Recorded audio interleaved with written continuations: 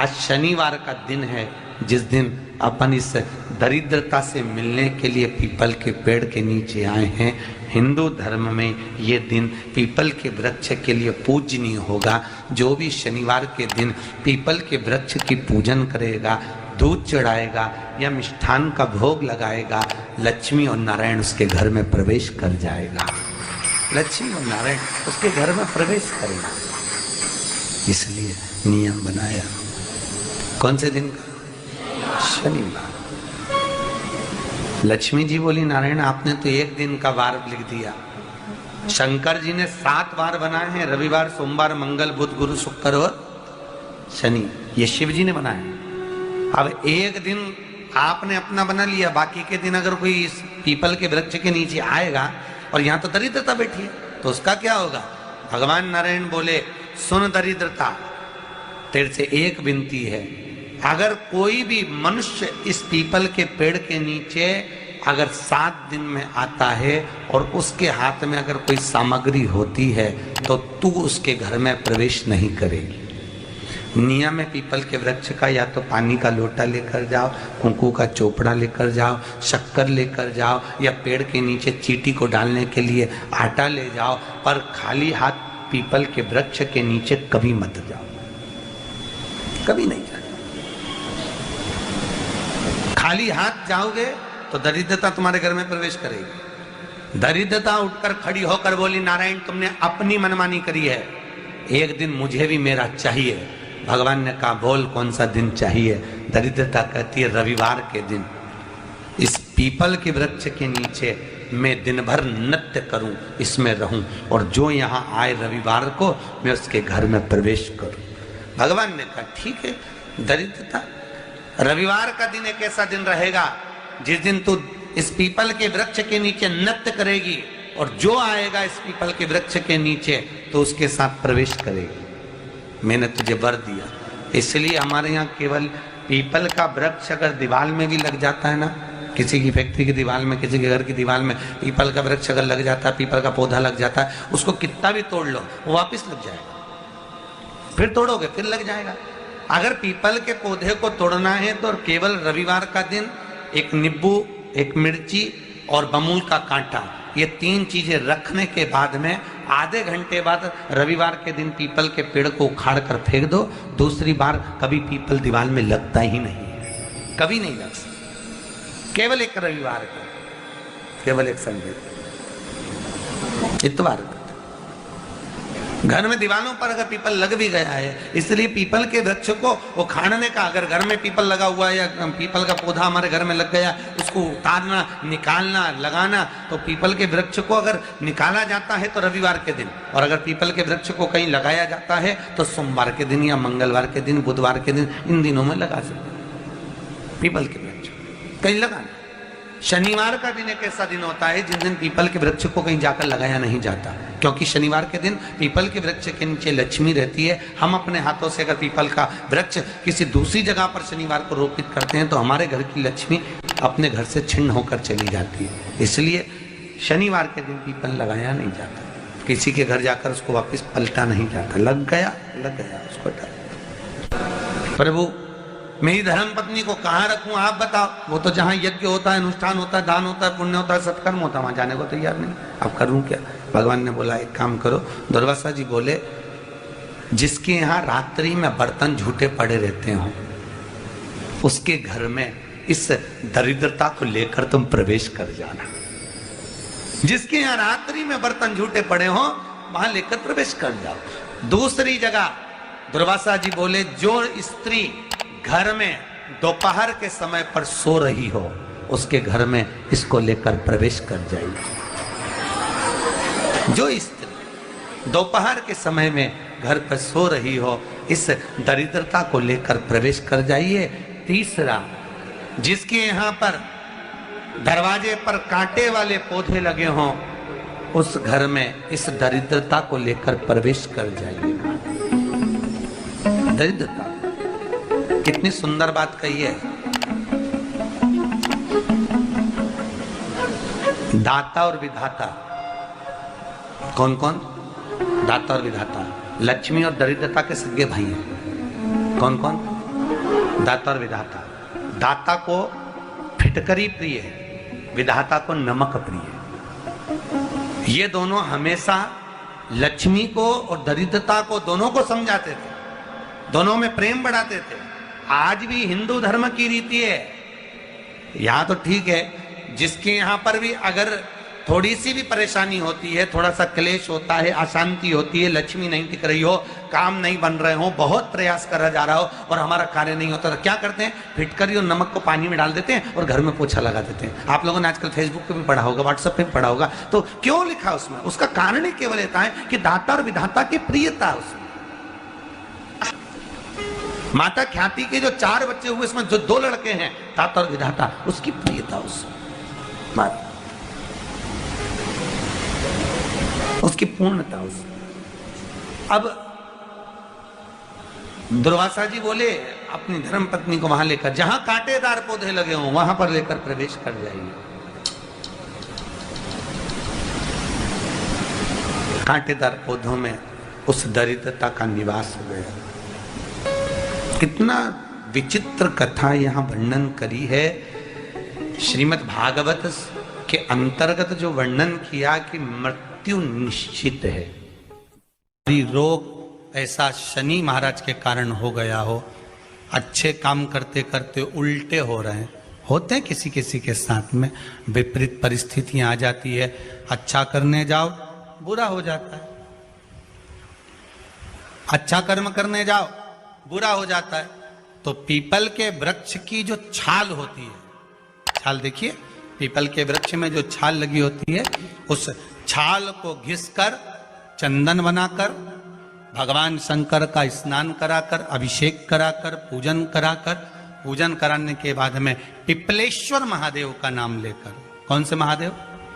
पिपलेश्वर महादेव का नाम लेकर वो जो घिसी हुई छाल होती है, उस छाल का तिलक भगवान शंकर को लगा लो और उसी का थोड़ा सा भाग अपने कंठ पर, मस्तक पर लगाना प्रारंभ कर दो।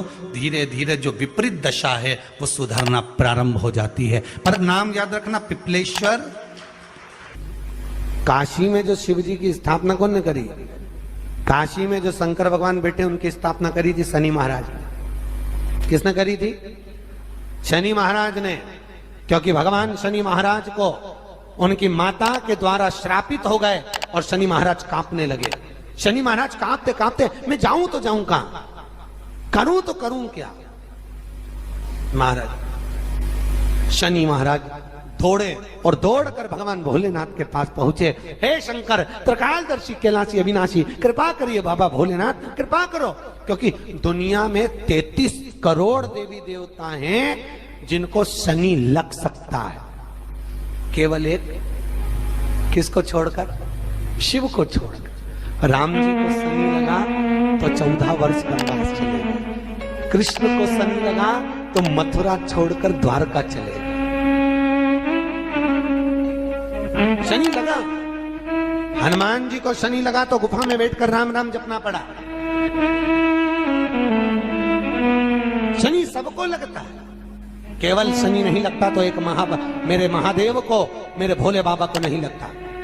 शंकर के पास में शनि आ गए। शनि ने आकर कहा, भोलेनाथ कृपा करिए बाबा, मैं बड़ा कष्ट में हूं, मैं करूं क्या? बाबा भोलेनाथ ने कहा, जा गंगा जी के तट पर काशी में जाकर एक शिवलिंग की स्थापना कर, उसकी आराधना कर और तेरा शरीर ठीक हो जाएगा, कष्ट नहीं भोगेगा। शनि महाराज ने काशी में जाकर शिव जी की स्थापना करी। आज भी नियम है, जिसको शनि लग जाता है एक काजल की डिब्बी ले लो और काजल की डिब्बी को 21 बार उतार कर उसको एकांत में जाकर, जंगल आदि में एकांत में किसी पेड़ के नीचे इतना सा खड्डा खोद कर उसमें काजल की डिब्बी को डाल दो और मिट्टी से पूर दो, उस व्यक्ति का शनि समाप्त हो जाता है। काशी विश्वनाथ का नाम लेकर काजल की डिब्बी को 21 बार उतार कर अगर काशी विश्वनाथ का नाम लेकर शनि वाले व्यक्ति को अगर पेड़ के नीचे दबा दे, शनि समाप्त, शनि उसको परेशान नहीं कर सकता। काशी कितनी मूलता है, उस क्रम को देखिए। भगवान शंकर पर विश्वास रखकर एक एक पल, एक एक घड़ी, एक एक समय, एक एक नक्षत्र का शिव महापुराण में वर्णन है। यहां तक शास्त्र कहता है कि पीपल के वृक्ष की जब भगवान शिव रचना करे, पीपल के वृक्ष की जब रचना करी गई तो उस पीपल के वृक्ष में भी कौन सा समय किसका है ये शिव महापुराण वर्णन करती है। सुबह 4 बजे से लेकर 7:30 बजे तक पीपल के वृक्ष में ब्रह्मा जी का वासा होता है। 7:30 बजे से लेकर 10:30 पौने 11 बजे तक पीपल के वृक्ष में भगवान विष्णु का वासा होता है। 10:30 बजे से लेकर पीपल के वृक्ष में 11:30 बजे तक पितरों का वासा होता है। 11:30 बजे से लेकर 12:30 बजे तक पीपल के वृक्ष में आहूतों का वासा होता है। 12:30 बजे से लेकर शाम को 4 बजे तक पीपल के वृक्ष में वासुकों का वासा होता है। 4 बजे से लेकर शाम को 7:30 बजे तक पीपल के वृक्ष में शंकर का वासा होता है। 7:30 बजे से लेकर 9:30 बजे तक पीपल के वृक्ष में कुबेर का वासा होता है। 9:30 बजे से लेकर फिर कुबेर के वृक्ष में अन्य देवों का वासा चालू हो जाता है। इसलिए हमारा हिंदू धर्म कहता है, हमारे शास्त्र कहते हैं कि पीपल के वृक्ष को जब पूजा जाता है, पीपल के वृक्ष की जब पूजन करी जाती है तो सुबह 10:30, 11, ज्यादा से ज्यादा 11:30, ज्यादा से ज्यादा 12, उसके पहले पीपल के वृक्ष की पूजन कर लेना चाहिए। रात को कुबेर का वासा होता है, इसलिए पीपल के वृक्ष में दीपावली के दिन रात्रि को 8:30 बजे से लेकर 9:30 बजे के बीच में जो पीपल के वृक्ष के नीचे घी का दिया लगाता है उसके घर में कभी संपदा की कमी नहीं आती है, क्योंकि कुबेर स्वयं विराजमान होता है पीपल के वृक्ष के नीचे। क्यों? क्योंकि 11:30 बजे से लेकर 12:30 बजे तक पीपल के वृक्ष में पितरों का वासा रहता है, आहूतों का वासा रहता है, फिर वासुकों का वासा आता है। पितृ किसको कहते हैं? महाराज जो पूरी उम्र लेकर चले गए और उनके भीतर अभिलाषाएं बहुत थी, मैं ये भी करना चाहता हूं, मैं ये भी करना चाहता हूं, वो पितृ हो जाते हैं। आहूत किसको कहते हैं? जिस माता के गर्भ में बच्चा जन्म ले और मर जाए, या 6 महीने का गर्भ धारण करने के बाद अवर्षण हो जाए, जीव पड़ने के बाद 6 महीने के बाद अगर बच्चा गर्भ में भी शांत हो जाता है, कुंवारी अवस्था में शांत हो जाता है, जिसका विवाह नहीं हुआ ऐसा बच्चा जब शांत हो जाता है, अधोगति में कोई मर जाता है, सुसाइड कर एक्सीडेंट में किसी भी रूप में मर जाता है, तो वो आहूत कहलाता। शनिवार के दिन जो पीपल के वृक्ष में सरसों के तेल का दीप लगाता है उसको शनि कभी परेशान नहीं करता। एक बात हमेशा ध्यान रखिएगा, मान लो अगर कोई भारी रोग ऐसा शनि महाराज के कारण हो गया हो, अच्छे काम करते करते उल्टे हो रहे हैं, होते हैं किसी किसी के साथ में, विपरीत परिस्थितियां आ जाती है, अच्छा करने जाओ बुरा हो जाता है, अच्छा कर्म करने जाओ बुरा हो जाता है। तो पीपल के वृक्ष की जो छाल होती है, छाल देखिए, पीपल के वृक्ष में जो छाल लगी होती है, उस छाल को घिसकर चंदन बनाकर भगवान शंकर का स्नान कराकर, अभिषेक कराकर, पूजन कराने के बाद में पिपलेश्वर महादेव का नाम लेकर, कौन से महादेव? पिपलेश्वर महादेव का नाम लेकर वो जो घिसी हुई छाल होती है उस छाल का तिलक भगवान शंकर को लगा लो और उसी का थोड़ा सा भाग अपने कंठ पर, मस्तक पर लगाना प्रारंभ कर दो। धीरे धीरे जो विपरीत दशा है वो सुधरना प्रारंभ हो जाती है। पर नाम याद रखना, पिपलेश्वर।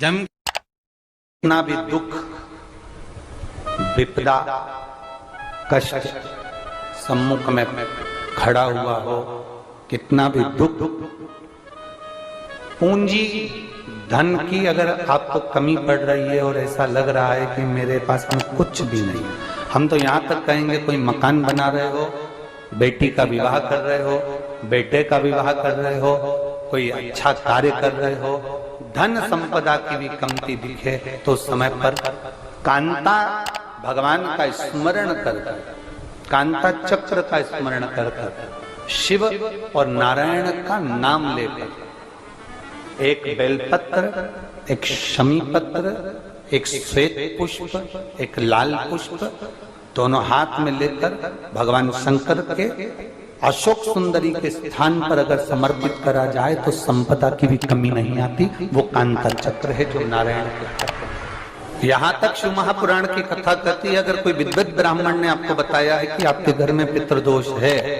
कोई विद्वान ब्राह्मण ने बता दिया कि आपके घर में काल सर्प दोष है, कोई विद्वान ब्राह्मण ने बता दिया कि आपके यहाँ पर ये वास्तु दोष है, और इस दोष को मिटाना जरूरी है।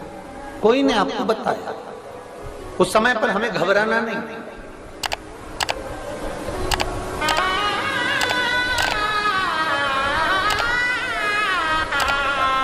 उस समय में घबराने का क्रम नहीं है।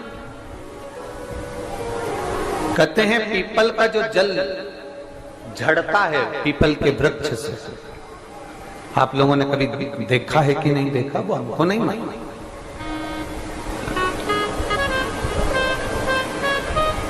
कितना भी अगर कोई वास्तु दोष बता दिया, पितृ दोष बता दिया, काल सर्प दोष बता दिया, कितना भी अगर कोई दोष बता दे, तो पीपल का जो जल वृक्ष में से झड़ता है, कभी कभी आप उसके नीचे हाथ रखकर देखना, थाली रखकर देखना, उसमें पत्थर पर देखना, तो वहां पर भी पानी के निशान आपको मिलेंगे, बूंद के निशान मिलेंगे।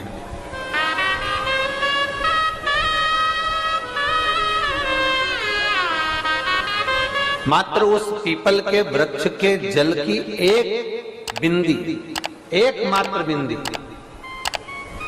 शंकर भगवान का जो शिवलिंग है, जलाधारी है, चरण है, गणेश कार्तिकेय का स्थान है, अशोक सुंदरी का स्थान है, और प्रत्येक जलाधारी में से पानी बीच में से आकर नीचे की ओर गिरता है, नीचे की ओर गिरता है। आप लोगों के स्मरण में हमने पहले भी बताया कि राइट में किसका स्थान है, गणेश जी का, लेफ्ट में कार्तिकेय, बीच में अशोक सुंदरी, ये क्या है, पार्वती जी का हस्त कमल शिवलिंग, और ऊपर से जो जल एक एक बूंद शंकर जी के शिवलिंग पर गिर रहा है, वो शंकर जी की 5 लड़कियां, जया, विषहरा, शामली बारी, दौतली और देव, शंकर जी की 5 लड़कियों, एक एक बूंद पानी शिव जी पर गिरा रहा है। जहां जल नीचे गिरता है उस स्थान से जहां तक जल बहकर जा रहा है, उस स्थान तक 33 कोटि देवताओं का स्थान, 33 कोटि देवताओं का स्थान। अब जहां पानी आया, जहां नीचे गिरा, उसके बीच में जो स्थान होता है, आप लोगों ने देखा है कि नहीं देखा? जिनने देखा है जरा हाथ उठाओ। ये पानी जैसे यहां तक आया और यहां के बाद नीचे गिरेगा, तब वो नाली के माध्यम से बाहर जाएगा। तो जितनी दूर यहां से वो नीचे की ओर जो गिर रहा है, यहां से वो नीचे की ओर जो पानी जा रहा है, ये जो स्थान होता है, ये हमारे 3 दोषों को निवारण तुरंत कर देता है।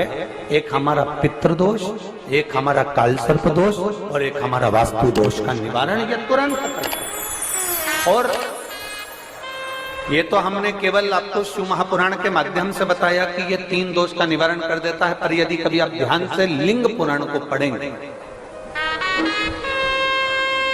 आप यदि लिंग पुराण को पढ़ेंगे और गीता प्रेस गोरखपुर की लिंग पुराण को लाकर यदि आप पढ़ते हैं, या गीता प्रेस गोरखपुर की शिव अंक को भी आप अगर पढ़ेंगे, उसका नंबर हमारे स्मरण में नहीं आ रहा है, शिव अंकों को भी अगर आप पढ़ेंगे तो उसमें भी आपको वर्णन मिलेगा कि हम तो केवल 3 दोष का बता रहे हैं, पर हमारे शास्त्र तो यहाँ पर और भी दोषों का वर्णन कर रहे हैं। जैसे किसी ने बता दिया आपको शनि का दोष है, किसी ने बता दिया मंगल का दोष है, किसी ने बता दिया आपको केतु का दोष है, किसी ने बता दिया आपको राहु का दोष है, किसी ने आपको कह दिया कि बृहस्पति का दोष है, किसी ने कह दिया आपको ये वाला दोष है। दुनिया के जितने दोष